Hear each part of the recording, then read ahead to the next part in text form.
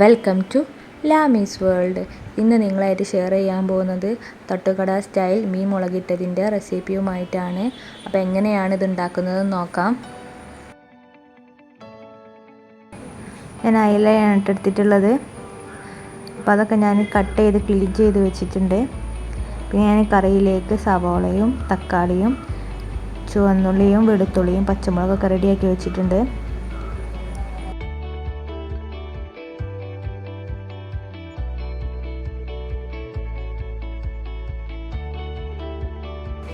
ഞാൻ മൺചട്ടിയിലാണ് കറി ഉണ്ടാക്കുന്നത്.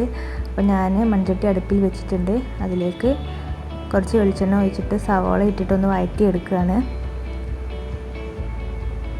സവാള നമുക്ക് നന്നായി ഒന്ന് വഴറ്റിയെടുക്കാം.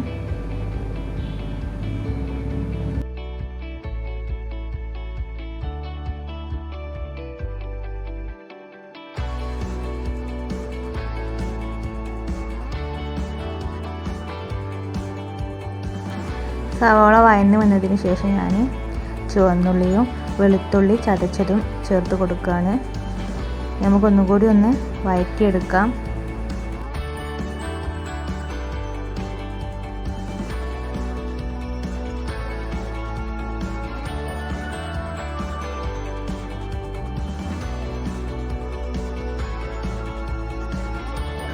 ഇനി ഞാനിതിലേക്ക് 2 തക്കാളി കട്ട് ചെയ്തതും പിന്നെ 2 പച്ചമുളകും കൂടി ചേർത്ത് കൊടുത്തിട്ട് ഒന്നുകൂടി ഒന്ന് വഴറ്റിയെടുക്കുകയാണ്.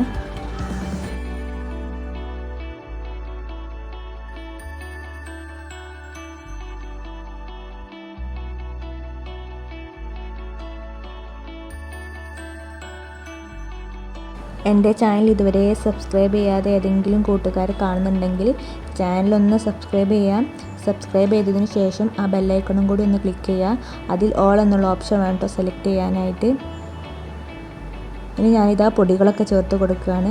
1/4 ടീസ്പൂൺ മഞ്ഞൾപ്പൊടിയും 2 ടീസ്പൂൺ മുളക് പൊടിയും ചേർത്തിട്ട് നന്നായി ഒന്ന് വഴറ്റിയെടുക്കാം.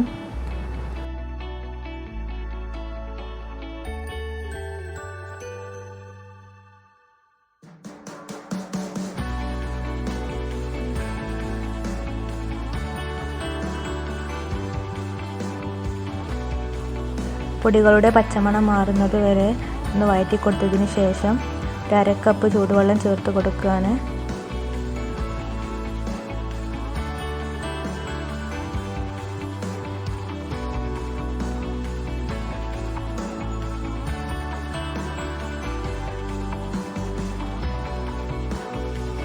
ഇനി ഞാനിതാ പുളിവെള്ളവും ആവശ്യത്തിനുള്ള ഉപ്പും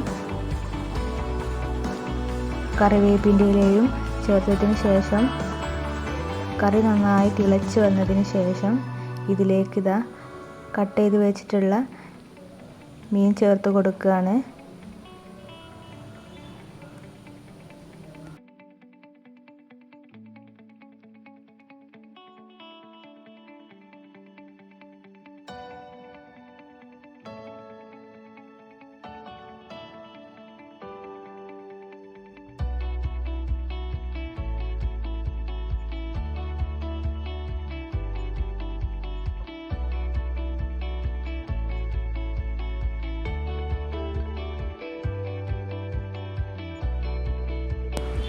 ഇനി നമുക്കിതാ ഒന്ന് അടച്ച് വെച്ച് വേവിച്ചെടുക്കാം.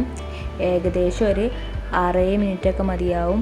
അപ്പോഴേക്കും നമ്മുടെ മീനൊക്കെ വെന്ത് റെഡി ആയിട്ടുണ്ടാവും. ഇനി നമുക്ക് മേലെയായിട്ട് കുറച്ച് പച്ച വെളിച്ചെണ്ണ കൂടി ഒഴിച്ച് കൊടുക്കാം. അപ്പോൾ ഇത്രയേ ഉള്ളൂ കേട്ടോ, നമ്മുടെ മീൻ മുളകിട്ടത് റെഡി ആയിട്ടുണ്ട്. എല്ലാവരും ട്രൈ ചെയ്ത് നോക്കണം. പൊറോട്ടയിലേക്കും ചപ്പാത്തിയിലേക്കും ചോറിലേക്കൊക്കെ നല്ല അടിപൊളി കോമ്പിനേഷനാണ്. എൻ്റെ ചാനൽ ഇതുവരെ സബ്സ്ക്രൈബ് ചെയ്യാതെ ഏതെങ്കിലും കൂട്ടുകാർ കാണുന്നുണ്ടെങ്കിൽ ഒന്ന് സബ്സ്ക്രൈബ് ചെയ്യുക. നിങ്ങൾക്ക് ഈ വീഡിയോ ഇഷ്ടമായാൽ ലൈക്ക് ചെയ്യാനും ഷെയർ ചെയ്യാനൊന്നും മറക്കരുത്.